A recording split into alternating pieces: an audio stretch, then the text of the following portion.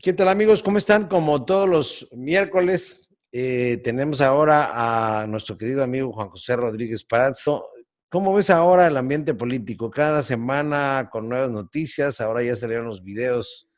Ya habías tú predicho que a este cuarto elemento en las elecciones que tú veías muy delicado, ¿no? La pandemia, la crisis económica, la crisis de inseguridad y ahora una crisis política. ¿Cómo lo ves, Juan José? Buenos días. Yo veo algo así como que el señor presidente López Obrador le dio un palazo a un avispero en su lucha en contra de la corrupción, así como él lo dijo en su lucha en contra del narcotráfico. Y me da la impresión de alguna figura que vi hace muchos años, de un gato que jalaba el hilo de una madeja, pero la madeja estaba atrapada en un ropero y el ropero no estaba sólidamente establecido en sus cuatro patas porque le faltaba una. O sea, estaba desequilibrado. Y el gato, al jalar el hilo aquel y la madeja atorado, pues el gato se le vino encima, perdón, el ropero se le vino encima y mató al gato. ¿Qué quiero decir con esto? Todos coincidimos en que México requiere un ejercicio de regeneración. Esto lo dijo José Vasconcelos. O sea, definitivamente nuestra vida pública está envenenada, está cargada de discordia, está cargada de descomposición, de podredumbre moral. Me acabo de encontrar, tocayo, un libro, pero en este caso sí lo volví a leer y lo volví a disfrutar. Es un libro que con toda certeza lo vas a recordar, se llama Diálogo en el infierno Entre Montesquieu y entre Maquiavelo. Maquiavelo y Montesquieu, Así es. o Montesquieu. Este libro lo escribe Mauricio Joly, que vivió en el siglo XIX la caída de la Segunda República Francesa. Cuando en 1847 Napoleón III es electo presidente y empieza la Segunda República, en 1852 el mismo Napoleón III da un golpe de Estado y gobierna por varios años, hasta mediados de los 60, hasta la Comuna de París en el 70, y este personaje que vivió, que fue reprimido, que fue encarcelado, que se dio a la fuga, Mauricio Joly, vive todo aquello, rescata varios textos políticos y termina suicidándose por una gran frustración. Pero tiene un conocimiento muy profundo de, para mí, tal vez las dos figuras más encumbradas en el análisis político, que vivieron con 300 años de diferencia, 200 años de diferencia. Maquiavelo, que escribe El Príncipe en 1513, y Montesquieu, que escribe El Espíritu de las Leyes en 1742. O sea que los textos tienen más de 200 años de diferencia. Pero difieren totalmente. O sea, Maquiavelo dice Son las antítesis. Son las antítesis.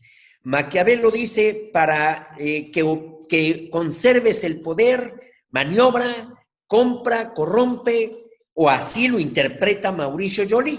Posiblemente se vaya al extremo del maquiavelismo. Y Montesquieu es un apasionado del Estado de Derecho y sobre todo de la separación de poderes. Montesquieu es el padre de la separación de poderes. Él dice que el hombre con poder concentrado es peligroso. Lo curioso del asunto, y es apasionante, porque en el debate, en el diálogo, van sosteniendo puntos de vista contrarios y Montesquieu siempre se defiende diciendo esto no es posible. Ese gobierno que tú diseñas sería el fracaso. La humanidad ha evolucionado mucho, pero Montesquieu llega a declarar, a confesar que él se quedó hasta 1847, o sea, en el momento en que inicia la Segunda República. No sabe lo que después sucedió. Y Maquiavelo lo va llevando, y le dice, entonces tú crees que todo ha funcionado conforme a tus teorías. Pues mira, asómate a qué nación, y lo lleva en 1864, a asomarse a la nación de Montesquieu, que es Francia gobernada por Napoleón III, que son precisamente la aplicación de las teorías más descarnadas en la concentración y en el uso deshonesto del poder, en la manipulación para violar la ley, en el engaño. Entonces, esto que fue un libro que se exhumó porque Mauricio Joly no lo escribe con su autoría, y el libro pasó por muchos años olvidado hasta que en 1948, después de la Segunda Guerra Mundial, el libro lo exhuman y tiene un enorme eco.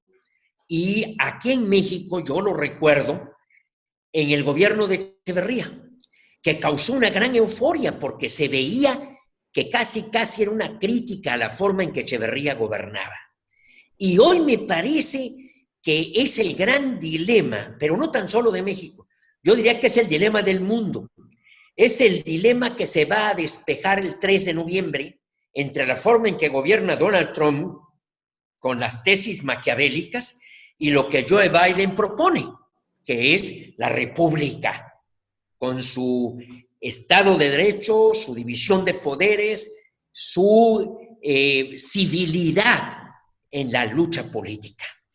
Y me parece que es lo mismo que está sucediendo en Inglaterra, en Israel, por ejemplo, con el liderazgo de Netanyahu, en Hungría, donde está concentrando el poder Víctor Orbán, en Polonia, en donde también hay un serio conflicto, o inclusive en Bielorrusia, Recién, que ahí está 25 años de poder. Y te faltó Turquía. Lukashenko. Y Turquía con Erdogan. Bueno, ahí está también Filipinas con Rodrigo Duterte. Y bueno, hay también buenos ejemplos como Luis de la Calle, por ejemplo, en Uruguay, que está gobernando con gran madurez. Sí, claro. O, por ejemplo, desde luego, las mujeres. Angela Merkel, Jacinta en Alemania, Jacinta Ardern en Nueva Zelanda, esta mujer en Taiwán.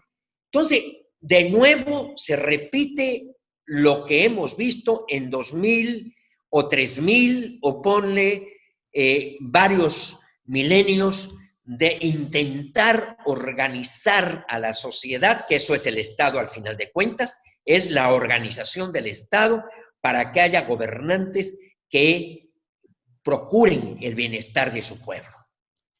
Uno supondría que la sociedad política evoluciona, pero no, como que cíclicamente vuelven otra vez estas tentaciones autoritarias, y yo diría que hubo demasiada expectativa respecto del libre comercio, de las democracias contemporáneas, pensaron que iban a resolver todos los problemas, y entonces estamos viviendo una oleada populista, ¿no, Juan José?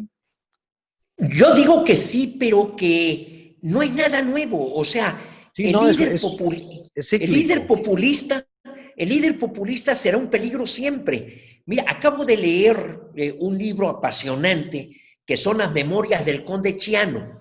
Él es el yerno de Mussolini y dice una frase que me fascinó. Dice, a Mussolini era fácil empujarlo. Lo difícil o casi imposible era retenerlo. ¿Y esto viene a colación por lo que estamos viviendo en el país?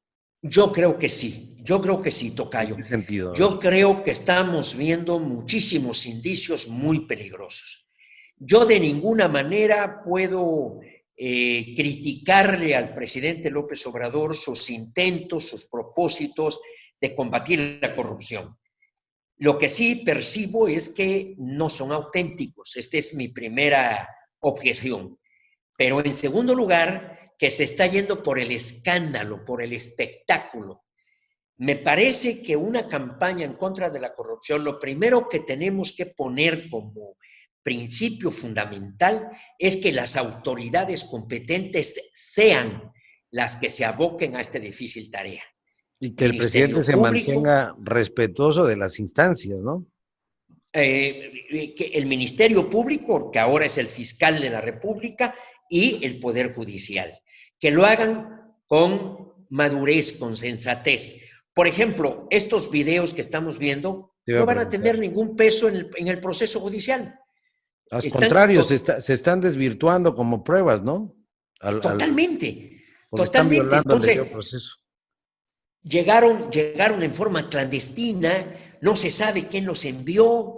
Entonces, lo más seguro es que, bueno, ahí tienes el caso que me da la impresión por las declaraciones del presidente López Obrador de que es una especie de venganza a lo que se hizo con René Bejarano. Sí, claro. O con el secretario de Finanzas, ¿cómo se llamaba? Gustavo. El tesorero, sí. El tesorero, que lo agarraron allá En Las Vegas. en Las Vegas jugando y que iba todos los fines de semana, que estaba en los videos. Entonces, yo veo que las transiciones a la democracia, porque yo creo que México sí intentó Gustavo una Ponce, transición hacia la democracia. Pero yo creo que hemos llegado a una democracia, me duele mucho el término, pero no encuentro uno más pertinente, más adecuado. Hemos llegado a una democracia desvirtuada. Quiere decir que se desvió de sus fines, es cuando algo se desvirtúa, o bien perdió las virtudes. Oye, déjame hacerte una pregunta, Juan José. No te quiero quitar la concentración, pero no es a partir de 2000 con la transición que inicia. Eso es consecuencia como tú dijiste en una entrevista anterior, de que el PRI supo madurar lo suficiente como para no retener demasiado el poder a riesgo de un estallido social. De ahí viene la reforma en el 77, 76 de Reyes Heroles. Se abre la participación de la representación proporcional para que las minorías también encuentren un cauce. Y esto, digamos, se cristaliza con Fox. Pero mi pregunta es, ¿hay una demasiada expectativa con Fox y no le pasa un poco lo mismo con López Obrador y queda la gente desencantada? Esperamos, el pueblo de México espera demasiado, le gusta soñar que todo va a cambiar, o cómo, ¿qué pasa ahí? Mira, en primer lugar, en tu reflexión inicial, Luis Cabrera dijo siempre que el PNR, el PRI, el partido hegemónico, se había creado como una solución perentoria, emergente, provisional, pero en México lo provisional se torna definitivo. Puig Casaurán dijo, era una solución que fue concebida en momentos difíciles y que se prolongó por culpa de todos. Bueno, correcto, se prolongó por muchas décadas, pero lo que tú dices es cierto. Empezó a cuajarse y siempre el PRI reconoció un origen con una deficiente legitimidad. O sea, los presidentes percibían que su elección había tenido algo de simulacro, era cuestionada y venía una reforma electoral que se viene dando desde el 46, cuando toma posesión Miguel Alemán o todavía con Ávila Camacho. Ahí se vinieron metiendo las reformas cuando surge el Partido Revolucionario Institucional y efectivamente lo que tú dices, por primera vez en el 2000 se da la alternancia. ¿Qué sucede con la democracia? La democracia requiere una cultura política. La democracia requiere de civilidad. Desde Aristóteles se hablaba de las formas puras y las formas impuras. Y se decía, la monarquía se sustenta en el honor de una familia, la aristocracia en los méritos de una élite, la democracia en las virtudes. Y este es el gran desafío, porque como también lo decía Octavio Paz, cuando las virtudes flaquean, las repúblicas padecen. Entonces, ¿qué falló? Fallamos los hombres. Fallaron las virtudes en los cargos públicos. Cuando cae la Segunda República en Francia, hubo 3 grandes pensadores que estudiaron el por qué cayó la Segunda República. Uno de ellos fue Carlos Marx, porque Carlos Marx dijo, había contradicciones internas, había la lucha de clases que provocó el estallido. Es el 18 Brumario, en donde dice que la historia se repite, una como tragedia y la otra como comedia. Es muy buena. Augusto Comte, nada más el positivista, dijo, no, lo que pasa es que Francia copió la institución del Parlamento de Inglaterra. Y Tocqueville, que tenía una mentalidad muy pragmática, muy sencilla, dijo, señores, fallaron los hombres. Combina las 3. Si tú me dices en el 2000, ¿qué sucedió? Bueno, la democracia tiene 2 ingredientes, no sé si lo dije en algún programa anterior. Genera una esperanza, pero es el sistema de la inconformidad. No, no lo has dicho. Estos dos sentimientos se confrontan, porque como hay inconformidad y siempre queda un sabor de que algo faltó, entonces lesiona la esperanza y viene el desencanto. Pero yo me quisiera referir a dos países que tuvieron democracias exitosas, España y Chile. En las transiciones. En las transiciones exitosas. Yo creo que el papel de Adolfo Suárez es muy importante. Exacto, tocayo. Tierno Galván dice que Adolfo Suárez tenía una gran capacidad para superar diferencias, tenía una piel de elefante. Lo acusaban, lo señalaban, en él no había irritación, en él no había asumir ofensas, sino que ejerció el poder con gran prudencia. Y Adolfo Suárez dijo una frase, una palabra, que ahorita yo diría que nos vendría como lluvia de mayo. Desdramaticemos. Desdramaticemos la política. Eso me parece que sería ahorita lo más necesario en México. Desdramatizar. Y Patricio Aylwin es otro héroe. ¿En qué sentido desdramatizar? Quitar esta actitud del espectáculo, de la exhibición, de los desgarramientos de vestiduras, de los pronunciamientos mesiánicos, de los lavados de pureza, la discreción, la suavidad, el modo, esta forma. Mira, hay otra frase de Jean-François Revel que la escribe en el prólogo del diálogo entre Maquiavelo y Montesquieu, otra frase extraordinaria que ahorita viene como anillo al dedo. El mantenimiento del orden no es otra cosa que las relaciones públicas conducidas por otros medios. Las relaciones públicas, el poder, la empatía. Cuando Mandela se entera que hay un general que quiere provocar a los afrikaners, cuando gana Mandela, Mandela lo va a visitar a su casa y lo desarma. Le toca la puerta y le dice: señor general, me invita a usted un té, me invita usted a platicar. Imagínate al presidente ganador con aquel rasgo de humildad. Y Mandela, recordemos la película Invictus, que es lo que John Carlin, un cronista deportivo, escribe, que le pone el factor humano. Me parece que una dirigencia en la República similar es lo que requerimos hoy en México. O sea, este estilo Samuel Hombrindis, por ejemplo, en Chiapas, o don Adolfo Ruiz Cortines, para allá, el modito, pero esto de que tú me insultas, de que tú me agredes. Aquí en Tabasco en alguna ocasión se hablaba de una alianza y yo tomé la palabra y dije: señores, yo no soy masoquista, yo no puedo ir con una gente que me ofende, que me insulta. El día de mañana vamos a tener la reunión en San Luis Potosí. Me da la impresión de que podemos caer en los dos extremos. Un extremo es lo que hacía José López Portillo en las reuniones de la República. Eran unos shows extraordinarios, en donde todos los gobernadores tomaban la palabra y se volcaban en elogios al señor presidente.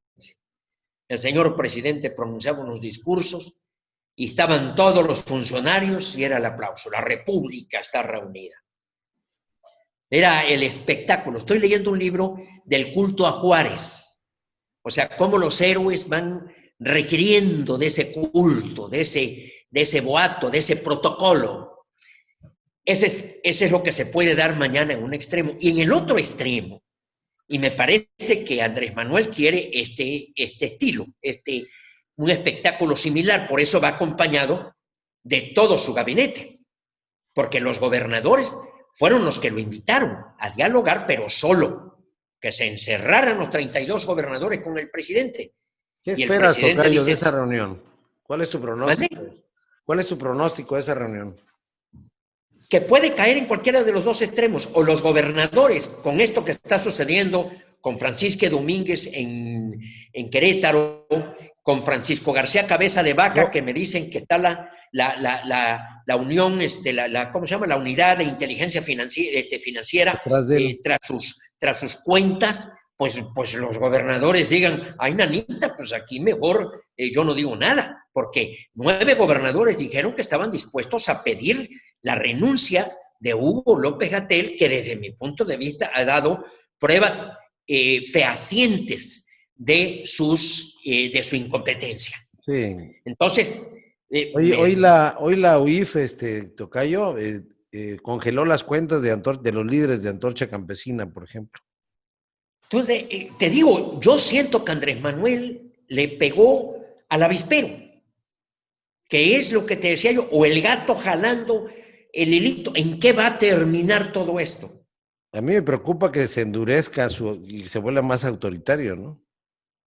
Y que venga, esto es lo que más me preocupa. Yo estoy de acuerdo y coincido contigo, pero lo que más me preocupa es el desprestigio de la política, de los partidos, de que todos somos lo mismo y de que entonces surja el Hugo Chávez, el Fujimori, sí, el Daniel Ortega, porque eso, el Jair Bolsonaro o el Donald Trump. Y se pierde una generación, ¿no? Con estas cosas. Se puede perder un siglo. Porque, ni lo digas, tocayo. Tocayo, es que las cifras que estamos viendo no es que es un sexenio perdido, no, es la década. La década. Está ya perdida la década. En materia económica está perdida la década. Hoy me encontré con una frase también en un artículo de Pascal Beltrán del Río, que hay una cosa que le llaman necropolítica, y que es que hay políticos que desde el poder se regodean de las muertes que ocasionan. Mussolini llevó a Italia a la Segunda Guerra Mundial. Nadie quería la Segunda Guerra Mundial. Nadie veía con simpatía en Italia aliarse con Alemania. Italia en la Primera Guerra Mundial había luchado al lado de los aliados. Sí, además no tenían ese sentimiento de superioridad que Hitler le puso al pueblo alemán, los llevó al baile, digamos, ¿no? Los llevó al baile, pero sin querer. O sea, los italianos fueron porque lo decidió un hombre. El conde Chiano dice que estaba enloquecido Mussolini cuando vio que Hitler empezaba a tomar liderazgo y a invadir Austria, y después también se iba sobre Polonia, y estaba pero deseoso de involucrarse. Roosevelt le enviaba mensajes, Inglaterra le enviaba mensajes, pero él se quiso sumar a Hitler, lo endiosó, se endiosaron, porque también Hitler admiraba mucho a Mussolini. Pero sí me sorprendió esta reflexión de la necropolítica. O sea, cuando se pierde la noción, sin lugar a dudas, la cantidad de muertos en México, en mucho son imputables al poder político, a la mala forma. Veamos a China, que es el lugar de origen del virus y tiene tiene 5,000 muertos. Con 1,300 millones de habitantes, ¿no? Y bueno, con todas las cifras que tú quieras, a como las quiera manipular el gobierno, es un foco rojo México en el mundo. No es culpa de la obesidad, no es culpa de la diabetes, no es culpa de los mexicanos, porque ahora parece que la culpa es nuestra, ¿no? Ahora, aquí viene lo que va a pasar mañana, porque aquí también está la obcecación de Andrés Manuel de no reconocer que pudo haber cometido un error. Pues mira, yo lo he escuchado alguna vez, él ha dicho la frase, es de humanos equivocarse, pero no la pone mucho en práctica. Tocayo, por cuestiones de tiempo, vamos a, si te parece, a estar pendientes de esta reunión para que sea nuestro tema de la próxima semana. Y no sé si quieres concluir entonces la reflexión. Pues simplemente, tocayo, que frente a eso que tú señalas, de qué sucedió en el 2000, de cuál fue la razón del desencanto, pero sobre todo hacia adelante, todavía podemos hablar de que vamos rumbo a la consolidación de una democracia, o podemos retroceder. Yo creo que este es el gran dilema de nuestra generación y creo que lo que puede pasar el día de mañana, si se convierte en un acto de servilismo, de sumisión, de falta de valor civil y simplemente son abrazos y se olvida la realidad y no se da mensaje claro a la ciudadanía, o en el otro extremo se cae en una serie de imputaciones y de insultos que pudiera suceder, en ambos casos me parece que sería muy peligroso para México. Lo Y lo deseable es ideal un sería el punto diálogo equilibrado, respetuoso, pero firme a la vez, ¿no? Lo ideal sería el punto intermedio. O sea, que recuperemos civilidad, que desdramaticemos la política, lo que es la política, como tú y yo la entendemos, como algunos politólogos la entienden, ¿no? Como un arte, ¿no? De ponerse de acuerdo en lo posible, de que el diálogo, el debate, por arduo que sea la manera de sacar, de avanzar en ese proceso dialéctico, ¿no? Civilidad. Claro, claro. Cristle Vivarrola decía que no se explicaba por qué la palabra política que se inicia en Grecia, de polis, fue degenerando en su vida como palabra frente a la palabra cívico que se refiere a cívicas. Sí. Y lo cívico te evoca a deberes. Y cuando dices lo político, te evoca a cosas malas. Claro. Ahí está el gran reto. Y fíjate qué importante es tú que tanto refieres a los clásicos, a los teóricos de la política y la vigencia del pensamiento, ¿no? De Occidente, desde Grecia hasta nuestros días, la Edad Media. Tú retomas, lees este libro de Maurice Joly, y que por cierto por ahí tengo, ya lo leí hace unos años, y ves la vigencia del pensamiento, ¿no? La vigencia de los intelectuales de la política, como si estuvieran aplicables de hace 200 o 300 años para nuestros días. Por eso el populismo lo vimos mira, el debate de Catilina y Cicerón. Cicerón, ¿qué le dice a Catilina? ¿Hasta cuándo, Catilina, vas a agotar nuestra paciencia? Por tu demagogia, por tu mentira. Allá hay una novela que yo también leí en la preparatoria y que tú también... La columna de hierro. Claro, sí, claro. Claro, de Taylor Caldwell. Ahí está el populismo. Sí, claro. Pues tocayo, me parece un buen remate el día de hoy para la entrevista. Te agradezco como siempre y seguimos reflexionando. Gracias.